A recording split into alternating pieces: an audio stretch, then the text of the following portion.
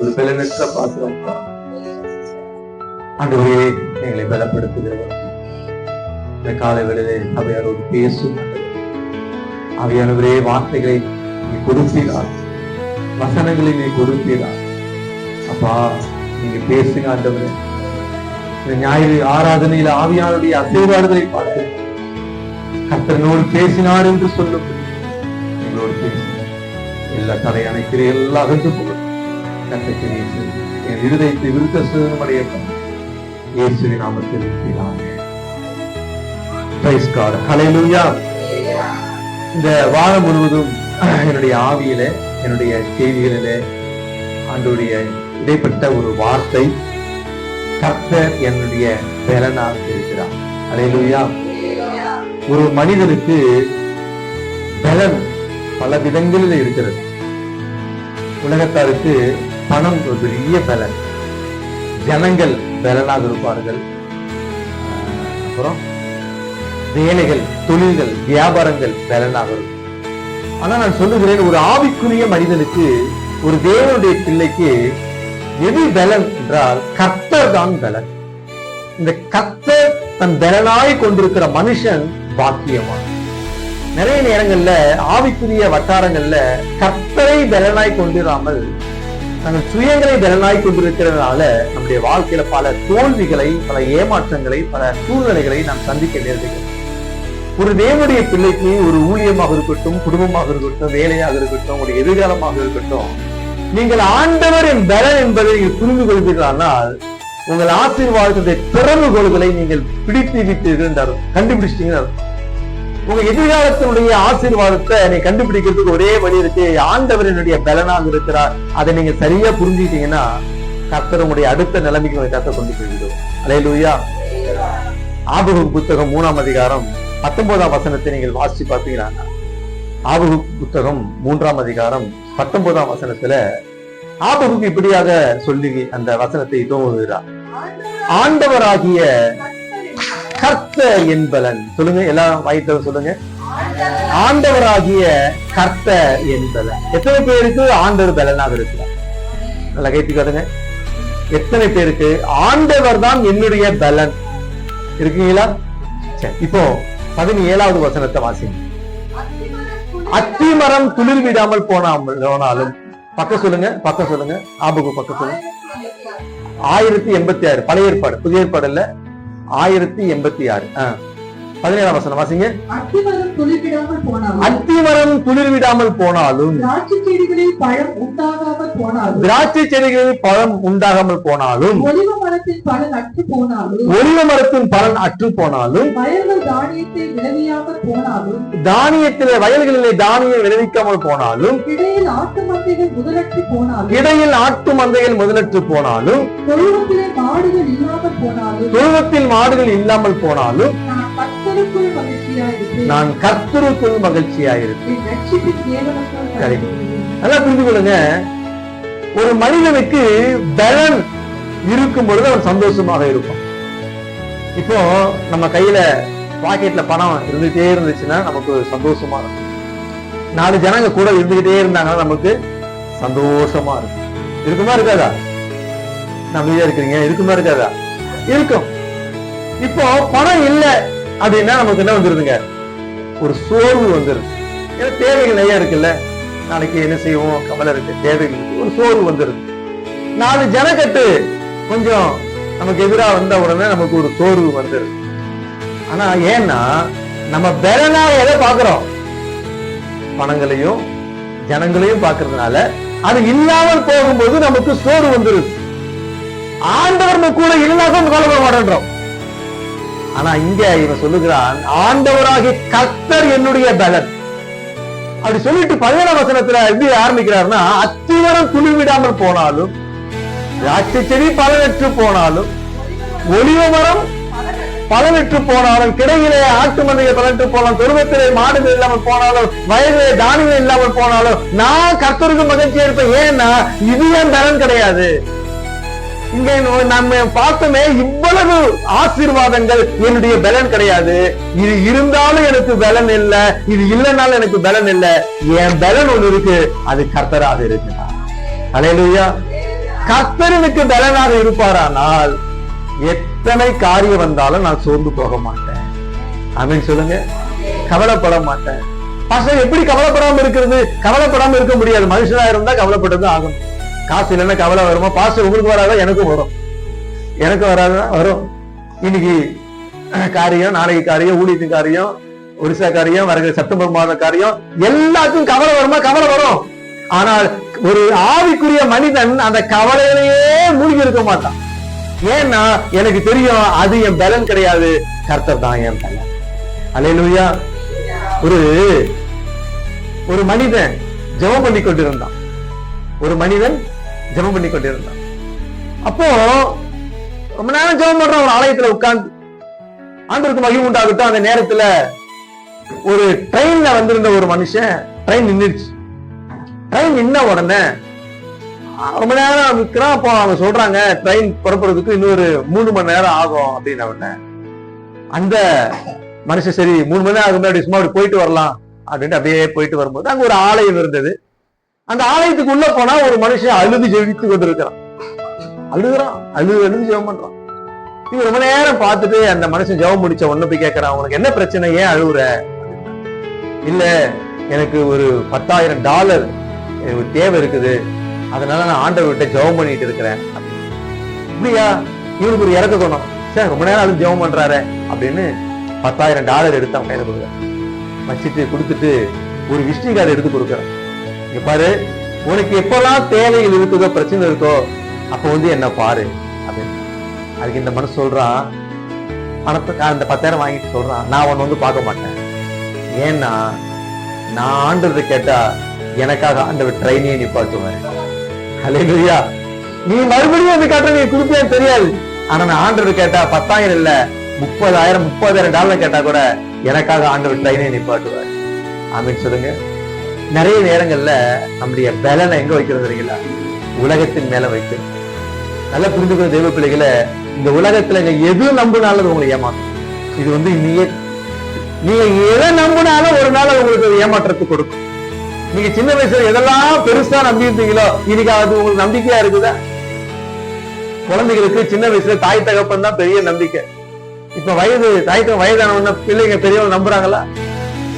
நம்புறது கிடையாது. அது குற்றமும் கிடையாது. நம்மளும் அப்படிதான் இருந்தா நீங்களும் அப்படிதான் இருப்பீங்க. அது இயற்கை நியதி. அது வயதாகும் பொழுது பிள்ளைகள் தனக்கான ஒரு வழியை தேடிக்கொள்றாங்க, தனக்கான ஒரு காரியத்தை எடுத்துக்கொள்றாங்க. வளர வளர இது மாறிக்கொண்டே இருக்கும். கல்யாணம் ஆகும் பொழுது பெண்களை நீங்க யார நம்புறீங்க? கணவன் நம்புறீங்க. இப்ப யார நம்புறீங்க? பிள்ளைகளை நம்புறீங்க.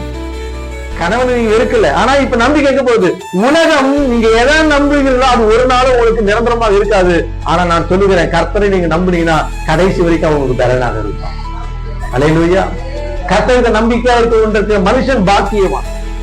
கர்த்தரித்த நம்பிக்கையாய் கொண்டிருக்கிற மனுஷன் பாக்கியம். சிலருக்கு குதிரையை நம்பினார்கள், சிலர் ரதத்தை நம்பினார்கள், நாங்களோ தேவனை நம்புவோம். சங்கீதக்காரர் சொல்லி பிடிக்கிறான்.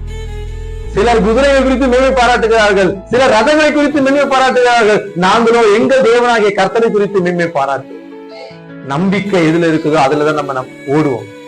எது நமக்கு பலனா இருக்கு அது ஓடுவோம். இப்ப நான் சொல்லுகிறேன், உங்க வாழ்க்கையில பிரச்சனை வரும் பொழுது நீங்க சோர்ந்து போய் உட்கார்ந்தீங்கன்னா நீங்க கர்த்தர் உங்களுக்கு பலன் கிடையாது. ஒரு வாழ்க்கையில போராட்டம் வரும் பொழுது நீங்க அதிலேயே மூழ்கி இருந்தீங்கன்னா உங்களுக்கு போராட்டம், அதுல உங்களுக்கு பலன் கிடையாது. நேற்று தினத்துல என்னுடைய டேப் எடுத்துக்கிட்டு ஒரு மீட்டிங் போயிட்டு வந்தேன். போயிட்டு வந்து வீட்டுல பாக்குறேன், அந்த கவரை திறந்து பேக்கை திறந்து பாக்குறேன், டேப்பை காணும். எங்க நான் எதுவுமே செய்யலையே, டேப்பை காணுவேன். அமைதியா தான் இருந்தேன். இப்போ என் மனைவி கொஞ்சம் பதட்டம் ஆயிட்டாங்க. அவன் கவலைப்படல, பதட்டம் ஆயிட்டான். எங்க போய் உங்களுக்கு எங்க போனாலும் போய் தொலைச்சிட்டு வரதே ஒரு வேலையா போயிடுச்சு உங்களுக்கு. கர்த்தருக்கு மகிமை உண்டாகட்டும். இப்போ என்ன செய்யணும், ஒண்ணு புரிஞ்சேன், டேபு காணும், ஒண்ணு பிள்ளைங்க எடுத்துருக்கணும், அப்படின்னா எங்கேயாவது தொலைச்சிருப்பேன். தேர்தல் தூக்கி போட்டாங்க. காலையில் மரண தண்டனை. நல்லா புரிஞ்சுக்கணுங்க. காலையில பேருக்கு மரண தண்டனை. ஐயா நைட்டுக்குள்ள தூங்குறாரு. எப்படி தூங்குறாரு? தட்டி எழுப்புனா கூட எந்திக்க முடியாத தண்டனை திரை. நமக்கு நாளைக்கு காலையில ஒரு பிரச்சனை, நைட்டு தூக்கம் வருமா? தூக்கமே வராது. உங்களுக்கு மட்டும் இல்ல, எனக்கும் தூக்கம் வராது. எனக்கும் தூக்கம் வராது. நினைச்சு ஐயோ என்ன நினைச்சிருப்போம். தேவன் நினைச்சாரு காலைல ஆண்டோட போக போற, அவன் அப்படியே நினைச்சிருப்பான். ஏன்னா ஏற்கனவே யாக்கோபு செத்துட்டாரு, யாக்கோபு இறந்துட்டாரு. காலையில அவன் நான் என்ன கொலை பண்ண ஆண்டுகிட்ட போயிடுவேன், இருந்தா ஊழியம் பண்ணுவேன். அவனுக்கு எந்த கவலையும் இல்லை, ஏன்னா கர்த்தர் அவனுக்கு பெலனா இருந்தான். ஆமென் சொல்லுங்க. அல்லேலூயா. எனக்கு அருமையான தேவனுடைய பிள்ளைகளே, சோர்வுகள் உங்களை தாக்கும் பொழுது அதிலே மாட்டிக்கொள்ளாதீர்கள். கவலைகள் உங்களை மேற்கொள்ள வரும் பொழுது அதிலே சிக்கிக் கொள்ளாதீர்கள். நீங்கள் ஆண்டவரை பலனாக பாருங்க. ஒரு வாசலை கர்த்தர் உங்களுக்காக திறந்து கொடுப்பார். ஒரு ஆசீர்வாதங்களை உங்களுக்காக தேவன் பைபாசலை உண்டாக்கி கொடுப்பார். சோர்வுகள் கவனிங்க, பிசாசுடைய பெரிய தந்திரமே என்ன தெரியுங்களா? சோர்வுகள். இந்த சோர்வுகள் ஒரு மனிதனுக்குள்ள வந்துடுச்சுன்னா உங்களுக்கு விசுவாசம் போயிடும், நம்பிக்கை போயிடும், ஜெபம் போயிடும், எல்லாமே போயிடும். பிசாசுகள் ஒரு நாள் ஒரு கூட்டம் போயிடுச்சான். ஒரு மனுஷன் பிசாசுடைய ஃபேக்டரிக்கு மன்னிக்கணும், பிசாசுடைய ஃபேக்டரிக்கு ஒரு பிசாசு போச்சான். போய் விசிட் பண்ண போயிருக்கு. அப்ப பிசாசுகள் தங்களுடைய ஆயுதங்கள்லாம் காண்பித்து கொண்டே வந்து கொண்டு வந்துதான். இது என்ன ஆயுதம், இன்னும் கொஞ்சம் பழசா இருக்குது அப்படி கேட்டுச்சு. இந்த ஆயுதம் பொய், இந்த ஆயுதத்தின் பேரு பொய். இத நான் நிறைய யூஸ் பண்றேன், நிறைய பேருக்கு இந்த ஆயுதத்தை வச்சுதான் நிறைய பேரை நான் ஏமாத்திட்டு இருக்கேன், அதனால கொஞ்சம் இது பழசா இருக்கு அப்படின்னு சொல்லி. அதுக்கப்புறம் அங்க போச்சான். இன்னும் கொஞ்சம் பல இருந்துச்சு ஒரு ஆயுதம். இது என்ன, இந்த ஆயுதம் பேர் திருடு. இது எல்லாரும் பண்றது இல்ல, ஆனா ஒரு சிலர்கிட்ட இந்த ஆயுதத்தை நான் பயன்படுத்துறேன், சில பேர் இந்த காரியத்தை செஞ்சு கொண்டு இருக்காங்க. இப்படி ஒண்ணுன்னா சொல்லிட்டு போயிரு. ஒரு இடத்துக்கு போனா துரு பிடிச்சி தேஞ்சி மக்கி ஒண்ணுத்துக்கு உதவாத அளவுக்கு ஒரு ஆயுதம் அங்க இருக்குதான். இது என்ன ஆயுதம் கிடைச்சான்? இதுதான் மனசோர்வு. இந்த ஆயுதத்தை நான் பயன்படுத்தாத நபர்களே கிடையாது. அல்லேலூயா. இந்த ஆயுதத்தை பயன்படுத்தாத நபர்களே கிடையாது. என்னமா அப்படி கோவப்பட்டா உடனே மனசோர்வு. ஏன்னா படிக்கல உடனே மனசோர்வு. கோவம் உப்பு அதிகமா இருக்கு மனசோர்வு. மனசோர்வு இதுல ஜெயித்து வந்த ஒரே ஒருத்தர் இயேசு கிறிஸ்து மட்டும்தான். மனசோர்வுல ஜெயித்த, டிப்ரெஷன்ல ஜெயித்த ஒரே ஒரு யார் ஒருத்தர் இருக்காருன்னா அவர் நம்ம ஆண்டவராக இயேசு கிறிஸ்து தான். எலியா, வல்லமையான ஆவியை பெற்ற எலியா சோர்ந்து போயிட்டான். யோவான் அவனை போல ஒரு தீர்க்கதரிசி பூமியில கிடையாது, அப்படிப்பட்ட தீர்க்கதரிசி சோர்ந்து போயிட்டான் ஜெயில போட்ட உடனே. பவுல் சொல்லுகிற சோர்ந்து போனா சொல்ற எத்தனை சொல்றாங்க, சோர்ந்து போயிருக்கோம் சொல்ற. கவனிங்க, இந்த சோர்வில் ஜெயித்த ஒரே ஒரு தெய்வம் ஆண்டவராக இயேசு கிறிஸ்து. அல்லேலூயா. ஆண்டவருக்கு பலனா இருந்தா நீங்க சொந்த போக மாட்டீங்க. ஒரு 4 காரியங்கள் இன்றைக்கு ஆண்டவர் உங்களோடு கூட பேசுவாராக. தேவன் உங்கள் இருதயத்தில் அந்த வசனங்களை வைப்பாராங்க. எந்தெந்த காரியத்திலே நீங்கள் ஆண்டவரோடு இருப்பீர்களானால் அது உங்களுக்கு பலனாக இருக்கும். தேவன் உங்களுக்கு பலனா இருப்பாரானால் முதலாவது நீங்கள் தேவனை சார்ந்து கொள்வதே உங்கள் பலன். நல்லா புரிந்து கொள்ளணும். எந்த சூழ்நிலை வந்தாலும் தேவனை சார்ந்து கொள்ளணும். அத்திமரம் துளிவிடாமல் போனாலும், குடும்பத்திலே மாடுகள் இன்றி போனாலும், கிடையிலே ஆடுகள் இன்றி போனாலும், என்ன சூழ்நிலை வந்தாலும் ஒரு விசுவாசி, ஒரு ஆவிக்குரிய பிள்ளை தேவன் பக்கம் சாயணுமே தவிர உலகத்தின் பக்கமோ, சுயத்தின் பக்கமோ, மாம்சத்தின் பக்கமோ சாயக்கூடாது. ஆபிரகாமுக்கு வாழ்க்கையில கவனிங்க, அவனுக்கு ஆண்டவர் வாக்கு பண்ணியிருந்தார். ஆனால் ஒரு நாள் தன்னுடைய மனைவியுடைய பேச்சின் பக்கமாக சாய்ந்தான். வந்த விளைவு என்ன தெரியுங்களா? 13 வருடங்கள் ஆண்டவர் அவனோடு பேசவில்லை. 13 வருடங்கள் ஆண்டவர் பேசலங்க. கர்த்தர் பக்கம் சாயாமல் மனிதர் பக்கம் சாய்ந்ததுனாலே, தன் மனைவி பக்கம் சாய்ந்ததுனால அவனோடு கூட கர்த்தர் 13 வருடங்கள் பேசவில்லை. தேவ பிள்ளைகளே, ஒரு விசுவாசி எப்பொழுதும் ஆண்டவர் பக்கம் சாய கற்றுக்கொள்ள வேண்டும். ஒரு பிரச்சனை வருதா, என்ன முடிவு எடுக்கணும்? தேவ சமூகத்துல உட்காரணும், ஆண்டவர் சமூகத்துல கேட்கணும், கர்த்தர் காண்பிக்கிற வழிகளுக்காக பொறுத்திருக்கணும், வெயிட் பண்ணணும். ஆண்டவர் உங்களுக்காக கிரியை செய்யறனா ஒருத்தர் சொல்றாரு, கர்த்தருக்காக கம்முன்னு காத்துரு. எப்படி இருக்கணுமா? கர்த்தருக்காக கம்முன்னு காத்துரு, நிச்சயம் உனக்கு வாழ்க்கையில் நடக்கும். 1 ராஜாக்கள் புத்தகம் 17ஆம் அதிகாரம் 1ஆம் வசனத்தை வாசிக்கும் பொழுது அங்கே ஒரு மனிதனை பரிசுத்த வேதாகமம் அறிமுகப்படுத்துகிறது. அவன் பெயர் கிறிஸ்தேன் ஆகிய எலியா. இந்த எலியாவை பார்த்து ஆண்டவர் சொன்னார். 6ஆம் வசனத்துல வாசிக்கிறோம், நீ கேரி தாட்டண்டை போய் ஒழித்துக் கொண்டிரு. இசன் கவனிங்க, பக்கம் சொல்லுங்க. 452 பழைய ஏற்பாடு, புதிய ஏற்பாடுல கிடைக்காது. பழைய ஏற்பாடுல 452 அங்கே சொல்லப்பட்டிருக்கு, நீ போய் கேரி தாற்றன்றையிலேயே ஒழித்துக் கொண்டிரு, அங்கே உன்னை போஷிக்க நான் கால்களுக்கு கட்டளையிடுவேன். யாருக்கு கட்டளையிடுவாரா? இப்போ இந்த வார்த்தைய உங்ககிட்டயும் என்கிட்டயும் ஆண்டவர் சொல்றாரு, அப்பா நீ இப்போ அந்த ஊர்ல போய் உட்காரு, உனக்கு சாப்பாடு யாரு கொண்டு வருவா? ஒரு ஸ்விக்கியோ ஒரு ஜொமேட்டோ சொன்னா கூட நம்பலாம், எப்படியாவது வந்துடும் அப்படின்னு. காக்கா கொண்டு வருன்னு சொல்றாரு, எப்படி நான் நம்புறது? நம்மள தான் அப்படிதான் கேள்வி கேட்போம். கேட்போமா கேட்க மாட்டோமா? நீங்க கேட்க மாட்டீங்க, நீங்க பரிசுத்தவான்கள். நான் கேட்பேன் ஆண்டவரே எப்படி காக்கா சாப்பாடு கிடைக்கும்? அது ஒரு வனாந்திரமாச்சா, அங்க எந்த ஹோட்டலும் கிடையாது, பக்கத்துல எந்த கடையும் கிடையாது, எப்படி சாப்பிடுவேன் நான் கேட்பேன். எலியா பாருங்க, கர்த்தர் சொன்னார் போயிட்டே இருந்தான். தேவனை சார்ந்து கொள்கிறவருக்கு கர்த்தர் பலனாயே இருப்பான். அல்லேலூயா. ஆண்டவர் சொன்னார்னா எதுக்கு ஏன்னு கேள்வி கேட்டதை அடுத்த கேள்வி முடியாது. ஆண்டவர் நமக்கு ஒரு ஆசீர்வாதம் கொடுக்கும் பொழுது எதுக்கு ஏன்னு நம்ம என்ன பண்ண, கேள்விகள் கேட்டு தொலைக்க கூடாது. ஆண்டவர்கிட்ட கிதியோன் கேட்டான் பாருங்க, நிறைய கேள்வி கேட்டான். மோசே நிறைய கேள்வி கேட்டான். தேவ பிள்ளைகளை, நம்முடைய ஆண்டவர் நம்மை போஷிக்கிற ஆண்டவர். ஆமென் சொல்லுங்க. அல்லேலூயா. நம்முடைய ஆண்டவர் நம்மை போஷிக்கிற ஆண்டவர். தேவன் நடத்தும் பொழுது தேவன் பக்கமாக சாய்ந்து கொண்டு போய்கிட்டே இருக்கிறான். என்ன நடக்கும் ஏது நடக்கும் ஒண்ணுமே தெரியாது, போயிட்டே இருக்கிறான். இப்போ காக்கா சாப்பாடு கொடுத்துச்சே கொடுக்கலையா? சொல்லுங்க. கொடுத்துச்சு. எவ்வளவு கொடுத்துருக்கோம்? காக்கா கொடுக்கலங்க, காகங்கள் கொடுத்துச்சு. அதனால நிறைய கொடுத்துருக்கோம். எலியா நல்லா சாப்பிடும். இப்போ தண்ணி வத்தி போச்சு. ஆண்டவர் சொல்லுகிறார், நீ இப்போ சாரிபாத் விதவை வீட்டுக்கு போ, அங்கே உன்னை போஷிப்பதற்கு ஒரு விதவைக்கு கட்டளை. நம்ம அடுத்த கேள்வி, விதவை என்றாலே என்ன தெரியுங்களா? வருமானம் இல்லாத வீடுன்னு. விதவை என்றால் என்ன அர்த்தம்னா வருமானம் இல்லாத, ஏன்னா பிரெட் ரன்னர் சம்பாதித்து கொடுக்கிற நபர் அந்த வீட்டுல கிடையாது. அதனால அந்த வீட்டுல கண்டிப்பாக வருமானம் இருக்காது. நம்ம மூலாதான் யோசிக்கும். எலியா கிட்ட சொல்றாரு, நீ அந்த வீட்டுக்கு போ. இப்ப நானா அந்த ஆண்டவரே அந்த வீட்டுக்கு போக சொல்றீங்களா? அந்த வீட்டுல சாப்பாடு இருக்குமா இல்லன்னு தெரியாது அப்படின்னு யோசிச்சிருப்போம். ஏன்னா இப்ப காக்கா கொண்டு வந்து நல்லா ஹெவி ஃபுட் நான்வெஜ்ஜா கொண்டு வந்து கொடுத்துருக்கோம், சாப்பிட்டுருக்காரு. அங்க போனா ஒண்ணும் கிடைக்காது. உண்மையிலேயே அங்க போகும் பொழுது அவன் சொல்ற, நானே சாக போறேன், என்கிட்ட சாப்பாடு கேட்கறேன். நானே சாக போறேன், என்கிட்ட சாப்பாடு கேட்கிறிய? எலியா சொல்கிறார், முதலாவது எனக்கு ஒரு சின்ன அடையை கொண்டு வந்து கொடு. இதெல்லாம் எப்படி வருது தெரியுங்களா? சூழ்நிலையை பார்க்காம கர்த்தரின் பலன் பார்த்துக்கிட்டே போறவங்களுக்கு ஒவ்வொரு வாசல் ஆண்டவர் திறந்து கொடுத்து போய்கொண்டே இருப்பான். அல்லேலூயா. அந்த ஆண்டவர் போஷிச்சாருங்க எலியாவை. எலியாவை போஷிக்கிறதுல நான் நினைக்கிறேன் சாரிபாத்தை ஆசீர்வதிப்பதற்கு எலியாவை கர்த்தர் அனுப்பி வச்சாரு நினைக்கிறேன். சாரிபாத் விதவை வீட்டுல அங்க மாவும் எண்ணெயும் குறையாதபடி கர்த்தர்களை ஆசீர்வதித்தார். எனக்கு அருமையான தேவ பிள்ளைகளை, கர்த்தரை சார்ந்து கொள்ளுங்க. சூழ்நிலைகள் மத்தியில சுயமாய் முடிவெடுக்காது. எந்த ஒரு முடிவும் சுயமா எடுக்காதீங்க. கர்த்தர் உங்களுக்கு சொல்லுகிறபடி செய்யுங்க. தேவ ஊழியக்காரருடைய ஆலோசனைக்கு உடனே கீழ்ப்படி. ஜெபித்து உங்களுக்காக ஒரு தேவ ஊழியக்காரர் சொல்லுகிற ஆலோசனைக்கு நீங்க தாமதம் பண்ணாதீங்க, அதுக்கு உடனே கீழ்ப்படி. நான் எப்பவுமே எனக்கு ஊழியக்காரங்க ஏதாவது சொன்னாங்கன்னா நான் உடனே செய்வேன்.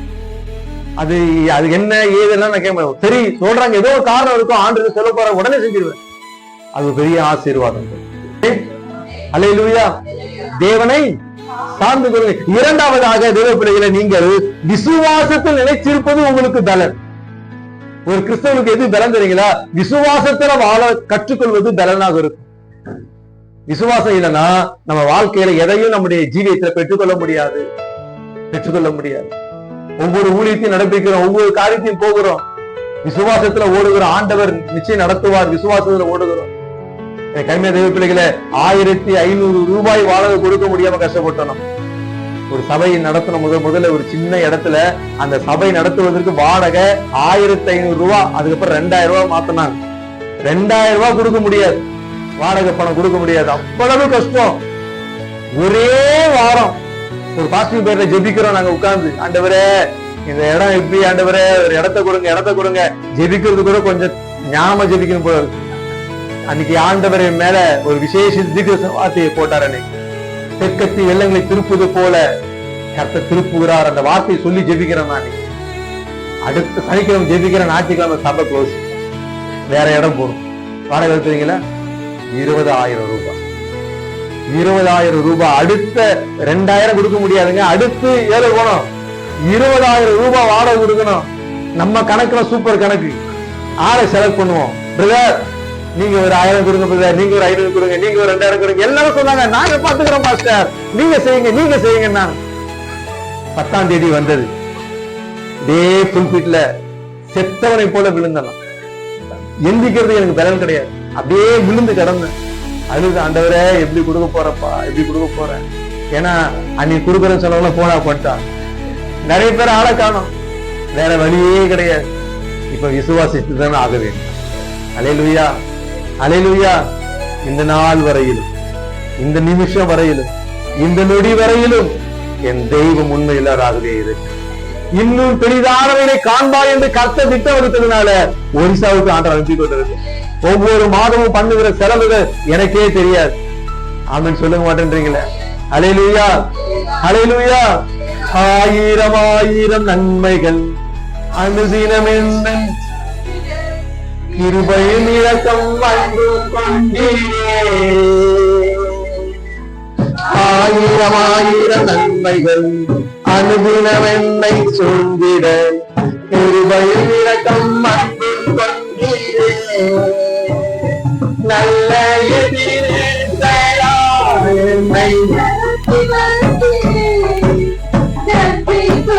வார்த்தை இல்லையே. நல்ல எதிரே நடத்தி வந்தீரே. அன்றே சொல்ல வார்த்தை இல்லையே. மரண பள்ளத்தாக்கில் நடந்த வேளை மிகவும் கரங்கள் நான் கண்டே. வாடி நின்ற வேளை மதிந்திடாது என்னை தாங்கும் கரங்கள் நான் கண்டே. எந்த மாறாது, எந்த மாறாவின் அதே நல்ல ராஜா இருக்கிறவோ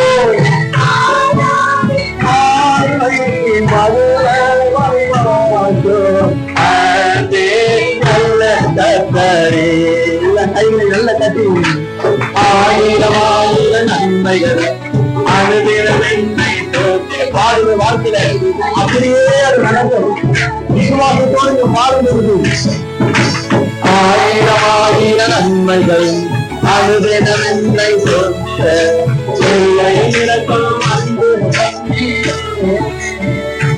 நல்ல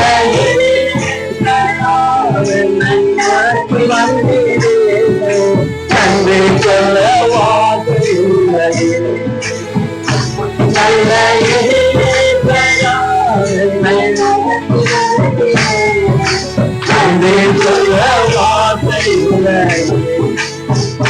அல்லேலூயா. விசுவாசிக்கிறவன் பலரான். ஆமென் சொல்ல மாட்டேன்றீங்களே. விசுவாசிக்கிறவன் தேவைகளை அறிந்த தேவன். சில நேரங்கள்ல நம்ம தேவையே மறந்துடணும், ஜெபிச்சுட்டு விட்டுறணும். என் வாழ்க்கை சில நேரங்கள் அப்படி நடக்குது. நம்ம ஜெபம் பண்ணிட்டு விட்டுட்டாவ ஆண்டவர் தேடி வந்து தேவைகளை சந்திக்கிறாங்க. அற்புதம் செய்கிறோம். விசுவாசத்துல நிலைச்சிருங்க.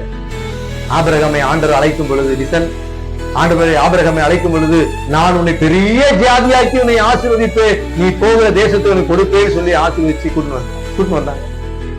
கூட்டிட்டு வந்து கானான் தேசத்துல ஆபிரகாம் வந்த உடனே அவன் சந்தித்த முதல் பிரச்சனை என்ன தெரியுங்களா? பஞ்சம். பாலும் தேனும் ஓடுகிற தேசம் கானான் தேசம், பெரிய தேசம் என்று சொல்லி ஆண்டவர் கூட்டிட்டு வந்தாங்க. ஒரு பெரிய ஜாதியா மாத்துவோம்ப்பா, உனக்கு ஒரு தேசத்துக்கு கொடுப்போம்ப்பா எல்லாம் சொல்லிட்டு வந்து முதல்ல கால வச்சா அந்த ஊர்ல என்ன வருது? பஞ்சம் வருகிறது. சில நேரங்கள் நம்ம நினைப்போம், ஆண்டவரே நீங்க தான் சொன்னீங்களா, என் வாழ்க்கை இவ்வளவு கஷ்டமா இருக்க, இது சரியா தப்பான்னு நமக்கு தெரியாது யோசிப்போம். நான் சொல்லுற தேவ பிள்ளைகளை, ஆண்டவர் நடத்துகிற வழிகளிலே சில பஞ்ச காலங்கள் வந்தாலும் கர்த்தரின் பலனா இருப்பாரானால் அதை நமக்கு நன்மையாக முடியும். யோசிப்பே, உனக்கு எதுக்கு குழி, உனக்கு எதுக்கு போத்திபார் வீடு, உனக்கு எதுக்கு சிறைச்சாலை? அப்படி என்றால் அது அவனுடைய விசுவாசத்தை கட்டி எழுப்புவதற்கு கர்த்தர் கொடுத்த பெரிய பலன். அல்லேலூயா. ஆபிரகாம் எங்க போனான் தெரியுங்களா? எகிப்து தேசத்துக்கு ஓடி போனான். ஆபிரகாம் எகிப்துக்கு ஓடி போனான். ஏன்னா இந்த ஊர்ல பஞ்சம். கர்த்தர் சொல்லல, கர்த்தர் வாசல் திறக்கிற வரைக்கும் ஆபிரகாமுக்கு பொறுமை இல்லை. எகிப்துக்கு ஓடி போனான். எகிப்துக்கு போனதுனால அவன் வாழ்க்கை வந்த பிரச்சனை எழுதுறீங்களா? ஆகார் அங்க இருந்தா பிடிச்சிட்டு வரான். அவன் எகிப்துக்கு போகாமல் இருந்தால் ஆகார் இல்லை, ஆகார் இல்லாவிட்டால் இஸ்மவேல் இல்லை. விசுவாசம் கலந்து போகும். ரொம்ப நாள் ஆச்சாண்டவரே, இன்னும் எனக்கு சந்தான பாக்கியம் இல்லையே, குழந்தை பாக்கியம் இல்லையே. சாரல் அக்கா ஒரு அளவு அருமையான ஆலோசனை கொடுக்குறா. இங்க பாரு, எனக்கும் வயசாயிடுச்சு, உனக்கும் வயசாயிடுச்சு. ஆண்டவர் சொன்னதெல்லாம் எனக்கு நம்பிக்கை இல்லை. குழந்தை பிறக்குமா பிறக்காத தெரியாது. அதனால இவர் அழகி இங்க ஒருத்தர் இருக்கிறா, அந்த அழகை கல்யாணம் பண்ணிக்கிறார். ஆபிரகாம் ரொம்ப நாள் ஜெபம் பண்ணா போல இருக்கு. சொன்ன உடனே மறுப்பே சொல்லல, கல்யாணம் பண்ணிட்டான். ஆண்டவர் சொன்னாரா, விசுவாசத்தை சோதிப்பதற்கு பிசாசு உங்களுக்கு பல காரியங்கள் இருப்பான். அப்பெல்லாம் விசுவாசம் என்ன கேடகத்தை பிடிச்சு அவனை தடுக்க கற்றுக்கொள்ள. விசுவாசத்தை நிலைச்சு, விசுவாசத்துல பெரிய விசுவாசம், கடுகடும் விசுவாசம். எத்தனை பேர் கடுகு வீட்டுல யூஸ் பண்றீங்க, பொறிக்கிறீங்க? கைதி காட்டுங்க, காட்டுறீங்களா? எத்தனை பேர் கடுகு உடைச்சு பார்த்திருக்கீங்க? இன்னைக்கு உடைச்சு பாருங்க. கடுகு உடைச்சா உள்ள போல், அந்த ஹோல்ஸ் இருக்காது, பூரணமா இருக்கும். பூசணிக்காய் பெருசா இருக்கும், உள்ள போலா இருக்கும். இன்னைக்கு பூசணிக்காய் விசுவாசம் உங்களுக்கு தேவையில்லை. பெரிய விசுவாசம், கடுகு விசுவாசம், சின்ன விசுவாசம் தான். விசுவாசிக்கிறான் ஆண்டவரே, 1000 அவிசுவாசம் நீங்க உதவி சொன்னா பாருங்க, அதான் கடுகு விசுவாசம். விசுவாசிக்கிறேன் ஆனாலும் அவிசுவாசம் இருக்கு, அது நீங்க உதவி செய்ய உண்மையை ஒத்துக்கிட்டு ஆண்டவர் செய்வார், நம்பினா பாருங்க, அந்த கடுகு விசுவாசம் உங்களை ஆசீர்வதிக்கும். ஆமென் சொல்லுங்க. கர்த்தரின் பலனா இருக்கிறார். ஆண்டவரை கைவிட மாட்டார். கர்த்தரை மேன்மைப்படுத்துவார். என் குடும்பத்தை நல்ல ஆசீர்வதிப்பார். என் பிள்ளைகளுக்கு நல்ல வாழ்க்கை கொடுப்பார். இந்த விசுவாசத்துல நீங்க நம்பிக்கையோடு நிலைச்சு நிக்கணும். ஆபிரகாம் கவனிங்க, அவன் விசுவாசத்தை தளர்ந்து போனான். ஆனாலும் கர்த்தர் ஏற்ற நேரத்தில் அவன் கொடுத்த வாக்குத்தத்தை நிறைவேற்ற உண்மையில ஒரு ஆமீன். ஆமீன், ஹல்லேலூயா. விசுவாசம் நிலை. மூன்றாவது, வசனத்தில் நிலைத்திருங்கள். மூன்றாவது எதில் நிலைச்சு நிக்கணும்? வசனத்தில் நிலைச்சு நிற்கணும். ஒரு விசுவாசி வசனம் 119 சங்கீதம் 9 வசனம் இப்படி சொல்லுகிறது, வாலிபன் தன் வழியை எதனால் சுத்தம் பண்ணுவான், உடைய வசனத்தின்படி தன்னை காத்துக் கொள்வதில்லை. வசனத்தை காத்துக்கொள்ள நினைச்சு நிற்கிற, வசனத்தில் நினைச்சு நிற்கிறவங்க கர்த்தரை பலனாய் கொண்டிருப்பார்கள். ஏனென்றால் அந்த வசனத்தில் நினைச்சு இருக்கிறவங்க எதுல இருப்பாங்க தெரியுங்களா? கண்மலைமே கட்டப்பட்ட வீட்டுல இருக்கிறாங்க. வசனத்தின் மேல் கட்டப்பட்ட வீடு, வசனத்தின் மேல் கட்டப்பட்ட வாழ்க்கை, கண்மலை மேல் கட்டப்பட்டிருக்காங்க. அந்த வீட்டு மேல புயல் மோதியது, மழை பெய்தது, பெரும் வெள்ளம் வந்தது. மழை எங்க இருந்து வரும்? வானத்திலிருந்து வரும். வெள்ளம் எங்க இருந்து வரும்? அக்கம் பக்கத்துல இருந்து வரும். காத்து எங்க இருந்து வரும்? சுத்தி சுத்தி வரும். மேல இருந்து பிரச்சனை வந்தாலும், அக்கம் பக்கத்துல இருந்து பிரச்சனை வந்தாலும், உங்களுக்கு சுத்தி சுத்தி பிரச்சனை வந்தாலும், நீங்க வார்த்தை என்ற வசனத்துல கட்டப்பட்டிருந்தால் எதுவும் உங்களை சேதப்படுத்தாது. ஆமென். எதுவும் உங்களை சேதப்படுத்தாது. வசனத்தை விட்டுட்டு மண் தரையா வீடு கட்டினீங்கன்னா கவனிங்க, மழையும் தேவையில்லை, வெள்ளமும் தேவையில்லை, காத்தும் தேவையில்லை, ஏதாவது ஒண்ணு வந்தாலும் விழுந்தும். ஆமென். வசனத்தை உணவாக கொள்ளுங்க. வசனத்தை நிலைச்சிருங்க. இன்னைக்கு வசனங்களை நினைத்திருப்பதில்லை. அல்லேலூயா, அல்லேலூயா. ஒரு ஊழியக்காரர் சொன்ன இல்ல நான் உங்களுக்கு சொல்றேன். இப்போ நம்ம எல்லாம் ஆண்டவர் பாவம் மன்னிச்சிருக்காரா, மன்னிக்கலையா? எல்லாருடைய பாவங்களையும் கர்த்தர் மன்னிச்சிருக்கார். ஞானஸ்தானம் எடுத்திருக்கிறோம். ஞானஸ்தானம் எடுக்கும் பொழுதே ஆண்டவர் பாவம் மன்னிச்சிட்டார். இப்ப பாவம் மன்னிச்ச உடனே ஆண்டவர் பரலோகம் கூட்டு போயிட வேண்டியதானே? இப்போ உங்களுக்கு தண்ணியில முக்கும் போது ஒண்ணு இல்ல, ஒரு 2 நிமிஷம் அப்படியே வச்சிருந்தாலே போதும். அடுத்த டைம் எங்க இருக்கீங்க? நீங்க பரலோகம் இருப்பீங்க, நான் ஜெயிலுக்கு போயிருப்பேன். இல்லையா? 2 நிமிஷம் அப்படியே ஆட்சி வச்சிருந்தீங்கன்னா, ஏன்னா பாவம் மன்னிக்கப்பட்டுச்சு இல்ல, இதுக்கப்புறம் எனக்கு பூமியில இருக்கணும், அவ்வளவுதான், டைரக்டா நீங்க பரலோகம். ஏன் ஆண்டவர் அதை அனுமதிக்கல? பாவத்தை மன்னிச்சார, கத்தரை கூட்டு போயிட வேண்டியது தானே? ஒரு ஊழியக்காரர் நகாயத்தை சொல்லி விளக்கு நான் சொல்றேன். நீங்க ஒருத்தன் கிணத்துல விழுந்துட்டான். கிணத்துல விழுந்து கத்துறான், வெளியே வர முடியல, காப்பாத்துங்க காப்பாது கத்துறான். முங்குறான் வெளியே வரான், முங்குறான் வெளியே வரான், தண்ணி ஃபுல்லா குடிச்சிட்டான்.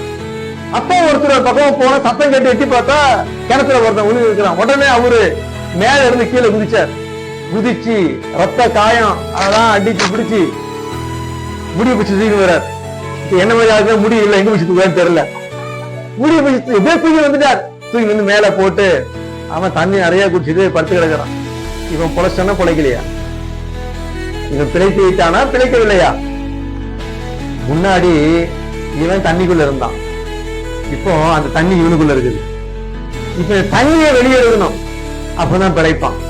இல்லைன்னா என்ன செய்ய முடியாது, பிழைக்க முடியாது. ஒரு காலத்துல நம்ம உலகத்துல இருந்தோம், ஆண்டவர் பாவ மன்னிப்பு கொடுத்து ரட்சி கொடுத்து நம்ம தூக்கி எடுத்துட்டார். இப்போ தூக்கி எடுத்துட்ட உடனே நம்ம பாவம் மன்னிக்கப்படுச்சு, காப்பாற்றப்பட்டுட்டோம். ஆனா உலகம் உள்ள இருக்குத, உலக இச்சைகள், உலக இன்பங்கள், உலக காய்கள் உள்ள இருக்குத. இப்போ என்ன செய்யணும்? வயிற்றுல அழுத்து கூட, வயிற்றுல கூட செத்துருவோம். திருப்பி போட்டு முதுகுல இப்ப என்ன பண்ணணும்? நெவிக்கணும், அழுத்தணும். ஐயோ எனக்கு வலிக்குது, பொறுமையா அழுத்துங்க அப்படின்னா தண்ணி வராது. உள்ளேயே தண்ணி இருக்க, சீக்கிரம் செத்து போயிடுவோம். இப்ப ஆண்டவர் சபையில வசனத்தை எதுக்கு வச்சு கேக்குறீங்களா? கிணத்துல தூக்கிட்டாரு. இப்போ கிணத்து தண்ணி உள்ள இருக்குது, இதை வெளியே எடுக்கிறதுக்கு தான் ஆண்டவர் வசனத்தை அனுப்புறாரு. ஆமென் சொல்லுங்களேன். இந்த வசனத்துல விசுவாசிகள் நிலைச்சிருந்தா ஆசீர்வாதம். தப்பி பிழைத்தீர்கள், தப்பி பிழைத்தீர்கள். இல்லைன்னா ஊழியர் இன்னைக்கு நிறைய பிரச்சனை தெரியுங்களா? இன்னைக்கு அழுத்த வேண்டிய ஊழியக்காரர்கள் உள்ள தண்ணி இருக்கிற அந்த தண்ணியை எடுத்து வெளியே அனுப்பி உங்களை உயிர் நிற்க வைக்கிற ஊழியக்காரர்கள் தைலம் போட்டு இருக்கிறாங்க, வலிக்குது தைலம் போட்டு இருக்கிறாங்க. எத்தனை பேர் யூடியூப்ல செய்திகள் கேட்கறீங்க? யூடியூப்ல செய்தி கேட்கறவங்க எல்லாம் திட்ட மாட்டாங்க, உங்க கைதி காட்டுங்க. யூடியூப்ல நான் சினிமாவை கேட்கறேன்னு கேட்டேன், யூடியூப்ல ஆண்டுடைய வார்த்தை கேட்கறேன் எழுதி தருப்பாங்க. எல்லாம் கேக்குறீங்களா? சரி, இப்போ நான் கேட்கிறேன், நல்ல கண்டித்து பாவத்தை உணர்த்தி பேசுகிற ஊழியக்காரன் பேர்ல சொல்லுங்க பார்க்கலாம். யூடியூப்ல பாவத்தை கண்டித்து உணர்த்தி ஆண்டவருக்கு நேரம் நடத்த யாராவது பாக்குறீங்களா? நீங்க எல்லாம் தடவுறார்கள் தான். மகளே மகனே, கர்த்தர் உன்னை கைவிட மாட்டார், தூக்குவார். தண்ணி உள்ள இருக்குத, சீரட் பிடிக்காத, டிவி பார்க்காத, பீடி பிடிக்காத, பாவம் செய்யாத, சபைக்கு ஒழுங்காவா, தேவனுக்கு பிரியமாயிரு அப்படி சொல்றதுக்கு நீங்க ஆள் இல்ல. கர்த்தர் உனக்காக யுத்தம் பண்ணுவார், கர்த்தர் உனக்காக வளர்க்க கவனிங்க. கர்த்தர் எனக்காக வளர்க்காருவார் தான், அது எனக்கு மாற்று கருத்து இல்ல. ஆனா அதுவே சத்தியம் கிடையாது. அது மட்டுமே சத்தியம் கிடையாது. சீல் பிதிக்க வேண்டிய இடத்துல சீல் பிதிக்கி ஆகணும், நசுக்க வேண்டிய நசுக்கி ஆகணும். இன்னைக்கு பிரச்சனை எழுதுறீங்களா? பிசாசுக்கு பெரிய தந்திரம் நான் நினைக்கிறேன். இன்னைக்கு ஜனங்கள் யூடியூப்ல நிறைய செய்தியை கேட்கறீங்க, சந்தோஷம், நல்லது, நீங்க கேளுங்க, தப்பு கிடையாது, கேட்கணும், கண்டிப்பா கேட்கணும். ஆனால் எப்படிப்பட்ட செய்தியை கேட்கிறீர்கள்? உங்களுக்குள் இருக்கிற பாவத்தை உணர்த்தி சீர்பிதிக்கிற செய்தி கேட்கிறீங்களா? சபையோடு இணைக்கிற செய்தி கேட்கிறீங்களா? ஆண்டரோடு இணைக்கிற செய்தி கேட்கிறீங்களா? நான் சொல்லுங்க தேவ பிள்ளைகளை, நிறைய செய்திகள் உங்க பாக்கெட்ல எவ்வளவு இருக்கு, என் பாக்கெட்டுக்கு வருன்றதுக்காக செய்திகள் நிறைய இருக்குது. நீங்க தேவனோட ஒப்புரவாகாம பாஸ்டரோட ஒப்புரவாகக்கூடிய செய்திகள் நிறைய இருக்குது. இயேசுடைய சிலுவையின் பாடுகளை மேன்மைப்படுத்தாம என்னுடைய பாடுகள், என்னுடைய காரியத்தை மேன்மைப்படுத்துறவன் பிசாசுடைய அது காரியமா போயிடும். நான் ஒரு சார் போயிட்டு பல காரியம் இதுவே நான் சொல்லிட்டு இருந்தா என் மேல ஒரு கரிசனை வரும், ஹரிதாபம் வரும். பாஸ்டர் ரொம்ப கஷ்டப்படுறாரு, பாஸ்டர் இது பெருசா, இயேசு கஷ்டப்படுறது பெருசா? சொல்லுங்க. நீங்கள் இயேசுவோடு இணைக்கப்பட வேண்டும். நான் என்ன சொல்ல விரும்புறேன் அப்படின்னா, வசனத்தில் நிலைச்சிருங்க. யார் இந்த உபதேசத்தை கேட்பார்கள்? இது கடினமான உபதேசம் என்று சொல்லி புறப்பட்டு போயிட்டாங்க 70 பேர். தேவ சொல்றா, யார் இடத்தில் போவோம் ஆண்டவரே? ஜீவனுள்ள வசனம், நித்திய ஜீவ வசனம் நீர்தானே ஆண்டவரே. அல்லேலூயா. ஒரு கடினமான வசனத்தை சந்தோஷமா ஏற்றுக்கணும். நீதிமான் கலையில குட்டுவது எனக்கு எண்ணெய் பூசுவதை போல இருக்கிறது. என்ன நீதிமான் கொட்டுறது எப்படி இருக்குதா? மசாஜ் பண்ற மாதிரி இருக்குதான் ஆவிக்குரியவனுக்கு. அல்லேலூயா சொல்லுங்க. அருமையான தேவனுடைய பிள்ளைகளே, நல்ல செய்திகளை கேளுங்க. அப்படி இல்லைன்னா பாஸ்டர் கேளுங்க. பாஸ்டர் யாருடைய செய்தி கேட்கலாம் பாஸ்டர் அப்படி நீங்க சொல்லி கேளுங்க, நான் உங்களுக்கு ரெஃபர் பண்றேன். இவனுடைய செய்தியை கேளுங்க, உங்களுக்கு ஆவிக்குரிய வாழ்க்கை வளரும் அப்படின்னு நான் சொல்றேன். இன்னைக்கு நான் எந்த பாஸ்டர் பேர் சொல்ல விரும்பல. மேக்சிமம் நான் பார்த்த வரைக்கும் 95% யூடியூப்ல வர்றது எல்லாமே அவர்கள் எல்லாம் அவங்க சபையில பேசுற செய்தி தான் பேசுறாங்க. அவங்க பெரிய சபையா இருக்கலாம், அவங்களுக்கு ஏராளமான ஆத்துமாக்கள் வரங்களா இருக்கலாம். ஆனால் அவர்கள் பேசுகிறது எல்லாமே தண்ணிய மிரிச்சு தண்ணி எடுக்கிற வசதியில தடவி கொடுக்கறதுக்கு பார்த்து தடவி கொடுத்துக்கிட்டே இருக்கிறாங்க. வசனத்தில் நிலைச்சிரு. கடினமான உபதேசத்தை கடந்து போங்க. ஒரு கடினமான உபதேசம் வருதா, அதுக்கு ஒப்பு கொடுங்க. அல்லேலூயா. என்கிட்ட ஒரு அம்மா ஆந்திரால ஊழியம் ஒரு மெசேஜ் கொடுத்துட்டு கீழே இறங்கி வந்த ஒருத்தங்க வந்தாங்க. வந்துட்டு நிறைய காரியம் சொன்னாங்க, அவங்க காரியம் எல்லாம் சொன்னாங்க. சொல்லிட்டு எனக்காக ஜெபம் பண்ணுங்க பிரதர் அப்படின்னா. சரி ஜெபிக்கிறம்மா அப்படின்ட்டு அவங்க ஜெபம் பண்ண ஜெபம் பண்ணி முடிச்ச உடனே கேட்டாங்க என்கிட்ட, கர்த்தர் எனக்கிட்ட என்ன சொன்னாரு? கர்த்தர் எனக்காக உங்ககிட்ட என்ன சொன்னாரு? நான் சொன்னேன், நல்ல பைபிள் படிக்க சொன்னாரு. கருமையான தெய்வ பிள்ளைகளை வசனத்துல நிலைச்சு நிக்கணும். வசனம் தான் உங்க வாழ்க்கைய மாற்றும். எத்தனை பேரு நான் சொல்றேன், எத்தனை பேரு சபை விசுவாசிகளை, எத்தனை பேர் தினந்தோறும் பைபிள் வாசிக்கிறது? வாலிப பிள்ளைங்க என்னாச்சுமா? வாலிப தம்பிமார்களுக்கு என்னாச்சு? ஆண்களுக்கு என்னாச்சு? அப்போ வசனத்தில் நினைச்சு இல்லாம எப்படி ஆசிரியர் பாருங்க. ஒரு டைபாய்டு ஒருத்தருக்கு வந்திருக்கு. டைபாய்டு வந்தவருக்கு டாக்டர் போற. டாக்டர் சொல்றாரு, அப்பா டெய்லி வந்து ஒரு ஊசி போட்டுக்கோ. நான் ஏன் தர மருந்துலாம் டெய்லி தவறாம 3 வேளை சாப்பிடு. அதை சாப்பிடாத, இதை சாப்பிடாத, கொஞ்சம் ஜாக்கிரதையா இரு, தண்ணி சுட வச்சுக்கிடு எல்லாம் சொல்லிட்டு மாத்திரை கொடுக்குறாரு. 3 வேளை மாத்திரை போடணும், டெய்லி போய் ஊசி போடணும். அப்பதான் டைபாய்டு என்ன செய்யும்? சுகமாகும். உலகப்பரமாக நீங்க ஜெபிச்சு வேணா நீங்க சுகப்படுத்தீங்க, அது வேற. சுகமாகும். இப்போ உங்க ஆவிக்குரிய வாழ்க்கையில ஒரு பிரச்சனை, சாபம், நெடுநாள் போராட்டம். இப்ப என்ன செய்யணும்? பாஸ் சொல்றாரு, அப்பா நீங்க டெய்லி ஒரு வாரத்துக்கு ஒரு உபவாசம் போட்டு ஜெபம் பண்ணுங்க. சபையில வந்து ஒரு 7 நாள் ஜெபம் பண்ணுங்க. இரவுல ஒரு இந்த டைம்ல இருந்து ஜெபம் பண்ணுங்க அப்படின்னு சொன்னா நமக்கு என்ன பண்ண எப்படி இருக்குது? கஷ்டமா இருக்கு. ஒரு டாக்டர் சொல்றது ஈஸியா இருக்குது, பாஸ் சொல்றது நமக்கு. கவனிங்க, நீங்க அந்த டாக்டர் கிட்ட கீழ்ப்படியாம மாத்திரை போடாம விட்டீங்கன்னா, பரலோகமே என் சொந்தமே என்று இல்ல இன்று காண்பேன் போயிடுதான். டாக்டருக்கு மட்டும் பயப்படுறீங்களே, ஒரு பாஸ்டர் நல்ல ஆலோசனை கேக்குறீங்களா? அதிகாலை ஜெபம் 5:30 மணிக்கு இருக்கு பிரதர் வாங்கினா வரீங்களா? வாரத்துல ஒரு நாள் பிரதர்ஸ் நைட்டு வாங்க வரீங்களா? சகோதரிகளே நீங்க வீட்டுல கூடி ஜெபம் பண்ண வாங்கினா வரீங்களா? வசனத்தில் நிலைத்திருங்கள். ஆமென் சொல்ல மாட்டேங்கிறீங்களே. வசனம் எனக்கு உணவு. சொல்லுங்க. வசனம் இருக்கிற வீட்டுல व्यசனம் இருக்காது. பைபிள் வாசிக்கிற வீட்டுல व्यசனம் இருக்காது. வாலிப பிள்ளைங்க ஒரு நாளைக்கு எத்தனை அதிகாரம் படிக்கணும் தெரியுங்களா? 10 அதிகாரம் படிக்கணும். ஏன் 10 அதிகாரம் சொல்ல பாத்தீங்களா? நான் 10 அதிகாரம் படிச்சேன். என் வாலிப நாட்கள்ல ஒரு நாளைக்கு நான் 10 அதிகாரம் படிப்பேன். அதுக்கு மேலே படிப்பேன். ஆனா ரெகுலரா 10 அதிகாரம் படிப்பேன். 10 அதிகாரம் படிச்சீங்கன்னா 3 மாசத்துல பைபிள் முடிச்சிடலாம். ஒரு வருஷத்துல 4 முறை படிக்கலாம். 1 தப்பானா கூட 3 முறை பைபிள் முடிச்சிடலாம்.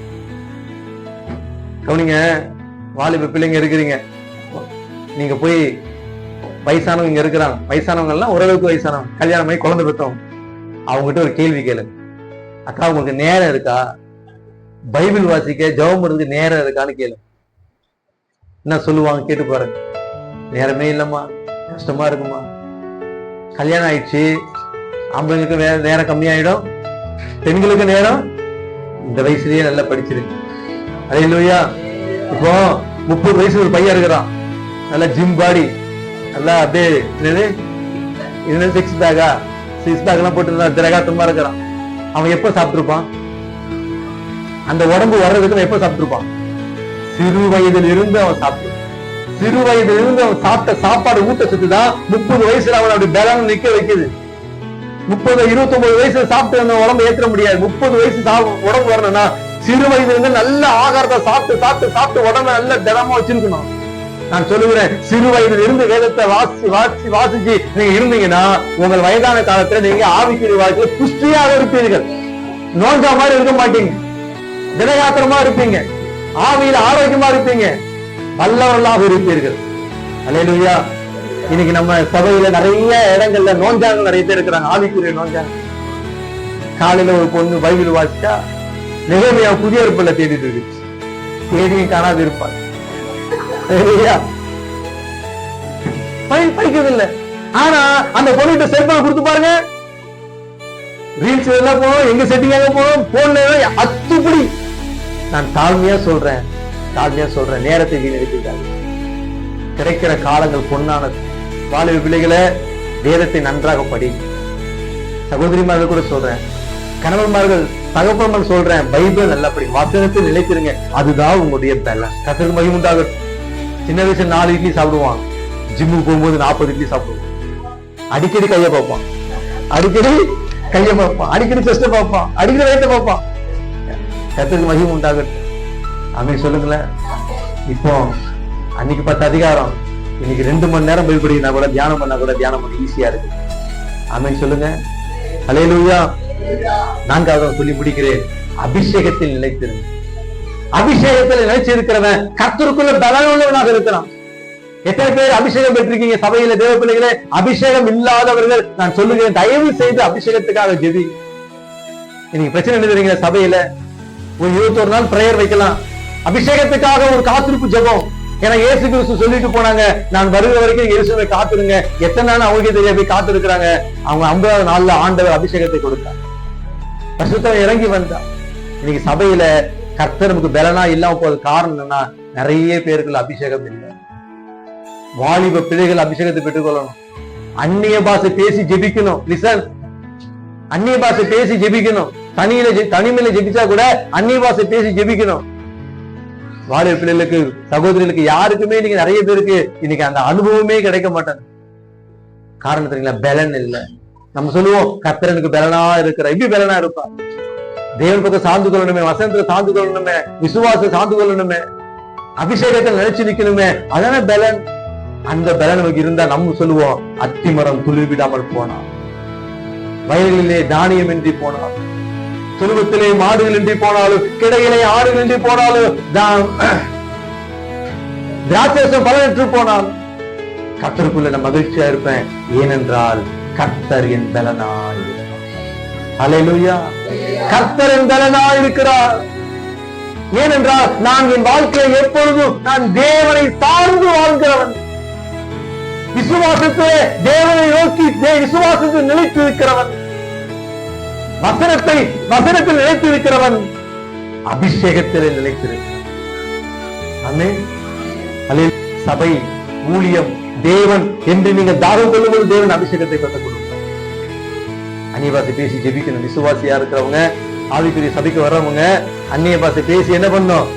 ஜெபிக்கணும். நீங்க ஆவியில் நிரம்பிட்டீங்கன்னா, பாஸ்டர் என்ன பாஸ்டர் செய்தி யோசிக்கிற முடிச்சீங்க, இன்னும் ஒரு 1/2 மணி நேரம் பேசுங்க பாஸ்டர் சொல்லுற அளவுக்கு அபிஷேகம் உங்களுக்கு தூண்டி எழுப்போம். ஆராதனை பாஸ்டர் 2 மணி நேரம் பத்தல பாஸ்டர், வைங்க பாஸ்டர் 1 மணி வரைக்கும் வைங்க பாஸ்டர் அப்படின்னு சொல்லணும். ஆமேனே வரமாட்டேன், ஆமேனே வரமாட்டேன். அபிஷேகம் செய்ய நான் ரசிக்கப்பட்ட புதுசுல ஆராதனை 3 மணி நேரம் நடக்கும் குறைந்தபட்சம். சங்கீத பகுதி 1/2 மணி நேரம் நடக்கும். 10 பாட்டு பாடுவாங்க. 10 பாட்டு பாடி பிடிப்போம். ஆராதனை 1 மணி நேரம் ஆராதனை வச்சு பண்ணுவாங்க. செய்தி 1 மணி நேரம் 1.25 மணி செய்தி போகும். அதை முடிச்சுட்டு அப்படியே வீட்டுக்கு போகாம அங்கேயே உட்கார்ந்துட்டு அங்கேயே சாப்பிட்டுட்டு 4 மணிக்கு கைப்பிரித்து எடுத்துட்டு ஊழியம், கைப்பிரித்து ஊழியம் முடிச்சுட்டு அப்படியே 6 மணிக்கு வந்துட்டு மறுபடியும் ஆராதனை முடிச்சுட்டு நைட்டு உட்கார்ந்து கதெல்லாம் பேசி எல்லாம் முடிச்சுட்டு 10 மணிக்கு 11:30 மணிக்கு வீட்டுக்கு வந்து சாப்பிட்டுட்டு படுத்தா அந்த ஓய்வு நாள் ஒழுங்கான, அதுதான் ஓய்வு நாள். அன்னைக்கு கர்த்தருடைய நாளிலே மனமகிழ்ச்சி நாளாக அன்னைக்கு சபையிலேயே இருந்து வீட்டுக்கு வந்துட்டு இருந்தேன்னா அன்னைக்கு எவ்வளவு சந்தோஷமா இருக்கு நினைக்கல. என்ன என்ன ஆனந்தம், என்ன என்ன ஆனந்தம் சொல்ல கூடாதே. என்ன என்ன ஆனந்தம், என்ன என்ன ஆனந்தம் சொல்ல கூடாதே.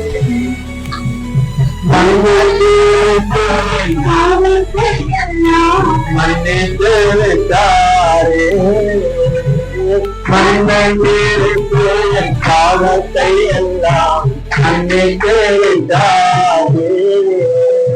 இந்த உலகத்திலேயே மிகப்பெரிய சொத்து அபிஷேகம் தான். புரிந்து கொள்ளுங்க.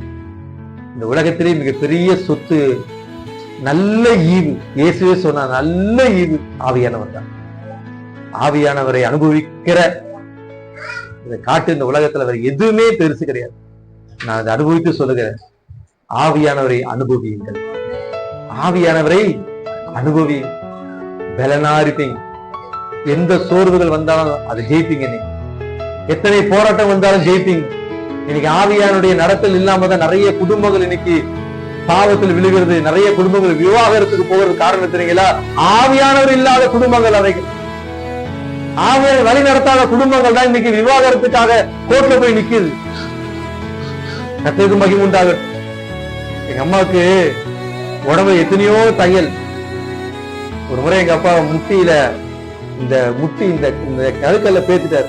கத்திரிக்கோல்ல குத்தி இந்த இடத்த எத்தனையோ செங்கல்கள். தாப்பால வீட்டுல கூட்டு பொருள் பழைய காலத்துல தாப்பா அதுல கட்டவரில் விட்டு உடைச்சிட்டாரு. எத்தனையோ சித்திரவதை. அவங்களாம் விவாகரத்து கேட்டு எங்கேயும் போகல. இன்னைக்கு கிறிஸ்தவத்துல தும்பிட்டா பிரச்சனை, ஏன் சொன்னா பிரச்சனை, ஏன் சொன்னா பிரச்சனை. நீங்க விவகாரத்து நிக்கிற ஏன் தெரியுங்களா? ஆவியானவர் இல்லாத குடும்பங்கள். அவையே அபிஷேகத்துக்காக ஜெபம் பண்ணுங்க. வாலிப பிள்ளைங்களை உபவாசம் போட்டு ஜெபம் பண்ணுங்க. இரவில ஒரு டைம் பிக்ஸ் பண்ணி ஜெபம் பண்ணுங்க. டெய்லி 21 நாட்கள் ஆண்டவரே நான் 21 நாட்கள் ஒரு டைம் பிக்ஸ் பண்ணி உங்க சமூகத்துல வரேன்னு சொல்லி ஜெபம் பண்ணி பாருங்க. நான் இந்த புல்பிட்ல இருந்து சொல்றேங்க, தீர்க்கதரிசனமா சொல்றேன், தேவன் உங்களை ஆசீர்வதிக்கணும் அர்த்தம் கேட்டுப்பாரு. நான் சொல்றேன், கர்த்தர் இந்த வார்த்தையை அங்கீகரிப்பாராங்க, ஆசீர்வதிப்பாராங்க. தேவ சமூகத்துல ஒரு நாளை குறிப்பிட்டு நேரத்தை குறிப்பிட்டு அபிஷேகத்துக்காக 21 நாள் ஒரு ஜெபம் பண்ணுங்க. 21 நாள் தேவையில்லைங்க, கர்த்தர் உங்களை நிரப்பி எடுக்கும். அல்லேலூயா. ஜெபிங்க, ஜெபம் பண்ணுங்க, கர்த்தர் நிரப்புவார். ஆவியானவர் அபிஷேகம் வந்துச்சுன்னா உங்களுக்கு ஒரு பெரிய பலன், உன்னதத்திலிருந்து வருகிற பலன். அது என்ன பலன்? அது உன்னதத்திலிருந்து. அந்த பலன் உங்களுக்குள் இல்லாததை இருக்கிற மாதிரி செய்யும், உருவாக்கப்படாததை உருவாக்கும், செயல்படாததை செயல்பட வைக்கும், தடையா இருக்கிறதை திறக்க வைக்கும். அந்த அபிஷேகம் பெரிய காரணி செய்து முடியும். ஆமென். கண்களை மூடி ஆண்டவரை நோக்கி பார்ப்போம். பிரைஸ் காட், ஜீசஸ், ஹalleluya.